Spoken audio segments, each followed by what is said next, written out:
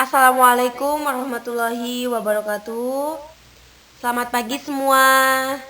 Perkenalkan, kami dari kelompok 1 ingin menyampaikan materi terkait drug induced kidney disease untuk memenuhi tugas dari mata kuliah farmakoterapi 1 yang beranggota kelompok. Yang pertama ada saya sendiri, Dian Wulandari. Yang kedua ada Holivial Inaya. Yang ketiga ada Marfuah Kunti Nugraheni. Yang keempat ada Nina Dwistiani. Dan yang kelima ada Umi Sangada. Oke.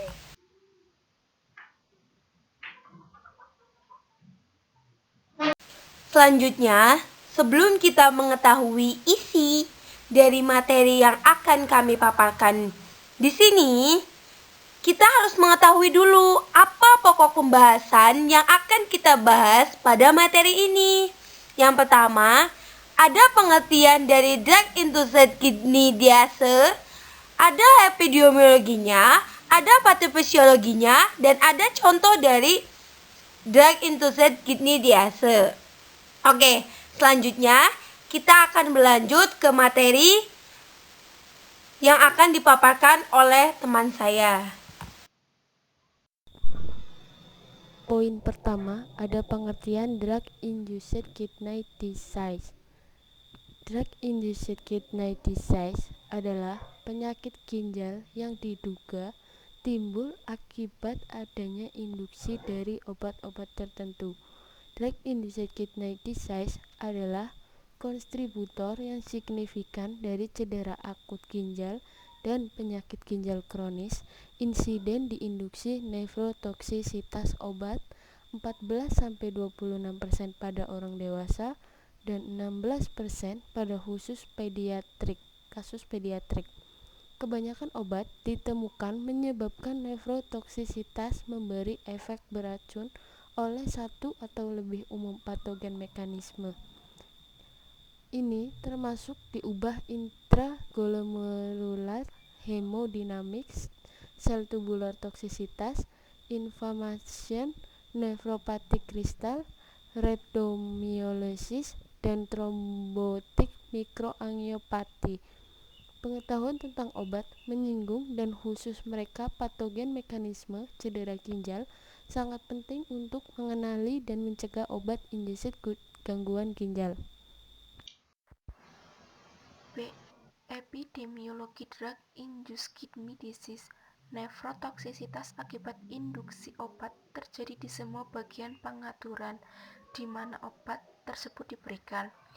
Nefrotoksisitas obat terjadi pada sekitar 7% dari semua kasus toksisitas obat dan sekitar 18-27% kasus gagal ginjal akut yang menjalani perawatan di rumah sakit, dan berkontribusi pada sekitar 35% pada kasus nekrosis tubular akut atau NTA dan pada sebagian besar kasus nefritis interstisial alergik atau NIA, serta nefropati yang terjadi karena adanya perubahan hemodinamik ginjal dan obstruksi postrenal.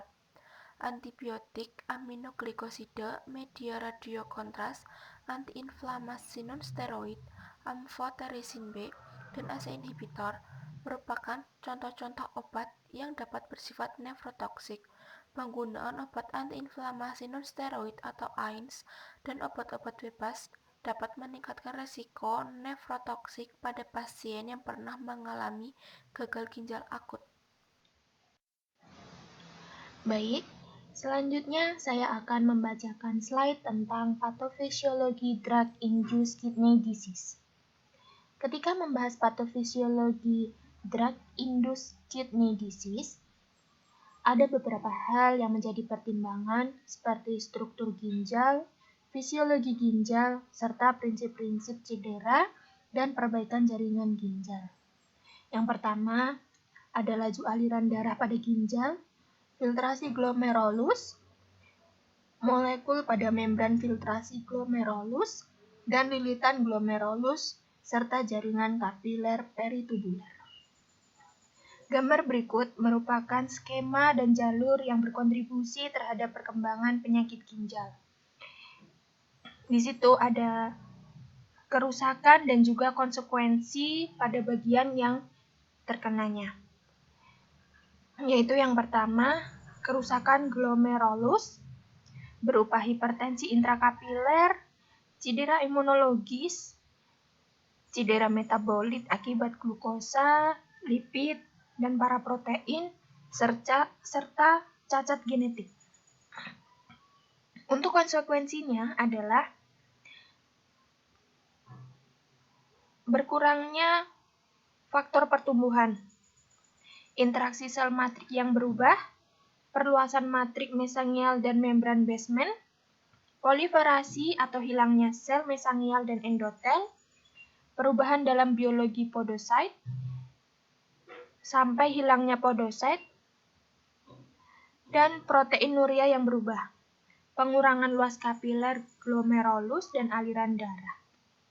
Untuk yang kedua adalah kerusakan pada tubular, berupa toksik atau metabolik, sama seperti yang terjadi pada glomerulus.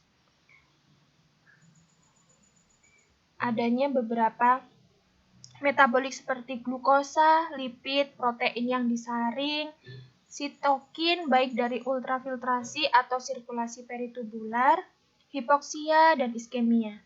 Konsekuensinya, stres retikulum endoplasma, generasi spesies oksigen reaktif, peradangan mediator, perubahan sitokin dan faktor pertumbuhan, perubahan pergantian metrik ekstraseluler, kerusakan terkait pola molekul dengan DAMP, inaktivasi seperti reseptor, transformasi mesengial epitel, apoptosis epitel tubulus, atrofi tubular.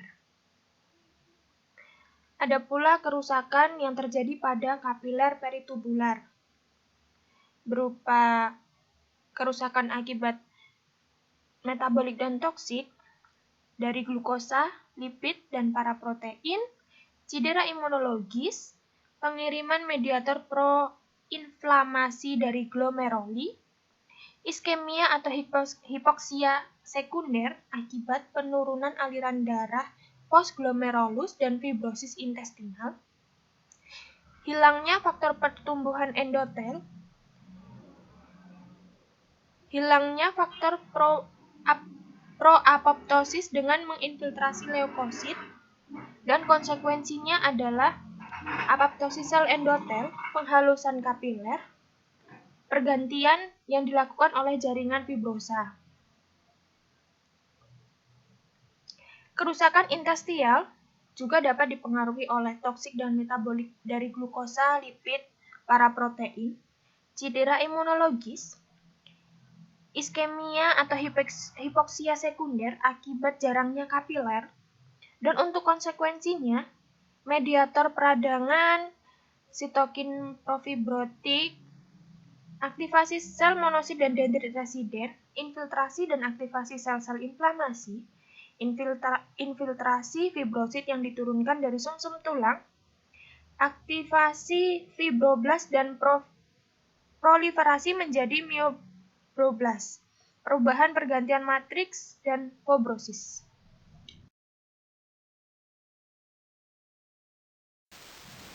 Selanjutnya adalah contoh dari drug-induced kidney disease. Yang pertama ada obat analgesik.